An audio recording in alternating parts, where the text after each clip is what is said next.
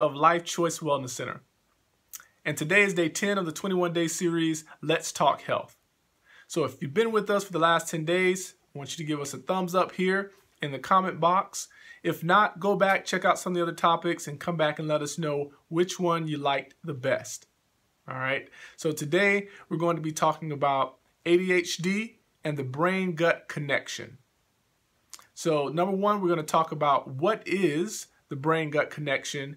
And number two, I'm going to give you the two most important tests I believe that every kid that has been diagnosed with ADHD should have. All right, so ADHD has increased in its diagnosis over the last 8 years to 42%. All right, so over 6.4 million children have been diagnosed with ADHD. And that's about 6% of the American children that are being treated medically for ADHD. All right, now ADHD is, it stands for Attention Deficit Hyperactivity Disorder, okay? And it's really, really important that you understand what the gut and brain connection is. All right, so let's jump into that. Number one, the gut and brain connection affects ADHD often because the body is designed where there's a nerve that goes from the brain down into the gut. It's called the vagus nerve, okay?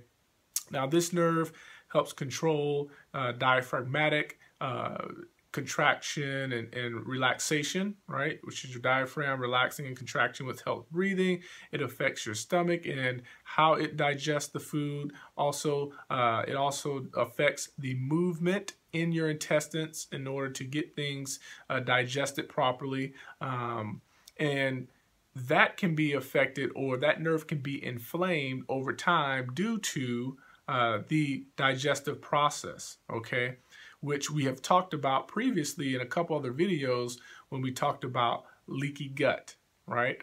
So in your gut, which is where your intestines is, where your small intestine absorbs most of your nutrients, all right, there's a barrier, right, that keeps things from passing in and out of the bloodstream that should not be there, right?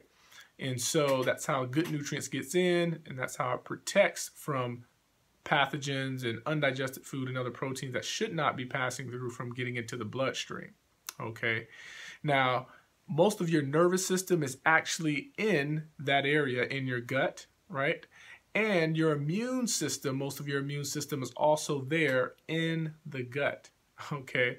So it makes sense that your immune system is going to be there protecting your body from things passing through into the bloodstream, right? So we talked about when leaky gut happens, for example, foods like gluten irritates that lining of your gut. It breaks the cells down and it causes the separation of those cells, which are called tight junctions. That leads to an opening, things pass through, and that's when inflammation starts to build up as the immune system attacks those things, okay? So there's a saying that if the gut is inflamed, the brain is inflamed, or gut on fire, brain on fire. And that's because that vagus nerve is closely related, right? And also, when one barrier begins to break down, other barriers can also break down. For example, your blood-brain barrier, which is kind of similar. It protects things from passing into the area where your brain is, or your central nervous system. So it's a barrier there to keep certain things out, right? So that's that brain-gut connection, okay? And that can be affected by environmental triggers, right? Stress, anxiety, mental, emotional things can affect that by putting you in a more fight or flight mode, okay? Or it can also be affected by the foods we eat, right? So obviously, as we ingest certain things, that's going to affect the gut, okay? So moving forward into my second point, that would be the two most important tests I think every kid who's been diagnosed with ADHD should have. And number one is your food sensitivity testing, right? You want to see which foods your kid's immune system is reacting to, because if those foods are breaking down that barrier of their gut, it's creating inflammation. It's going to lead to inflammation in the brain, which then can exacerbate the symptoms of distractibility, impulsivity, hyperactivity, right? So those are the things that we want to decrease in the children that have been diagnosed with ADHD. And so if you're eating certain foods that are triggering that immune system, it's going to create spikes, right, of inflammation, which affects their brain chemistry and can create an exacerbation of those symptoms, okay?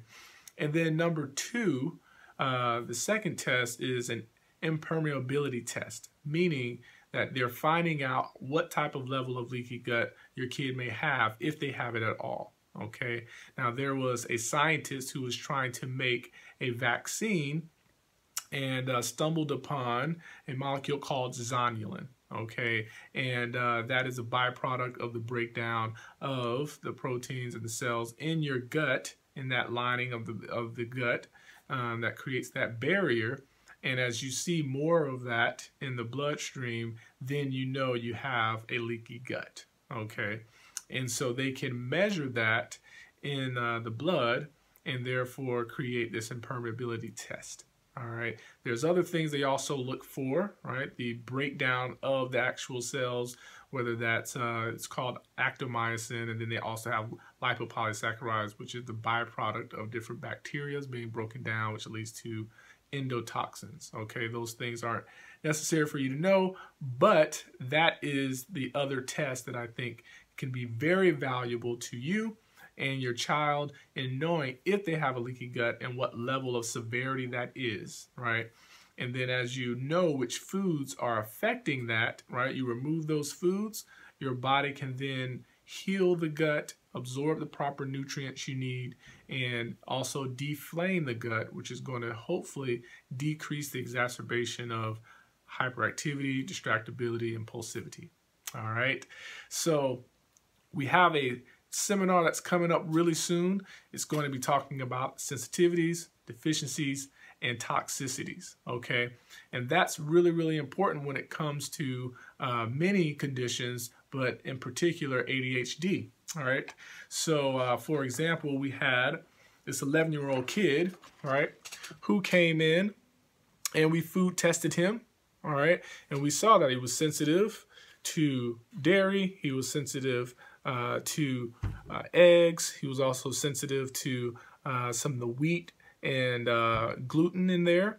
We also turned to the back, and he was sensitive to bananas, he was sensitive to peanuts, he was also sensitive to lima beans, green beans, things that a kid may be eating on a regular, that your parents may say, okay, I want you eating vegetables, green beans, I want you to eat lima beans, and these things can be triggering him and exacerbating his symptoms, okay?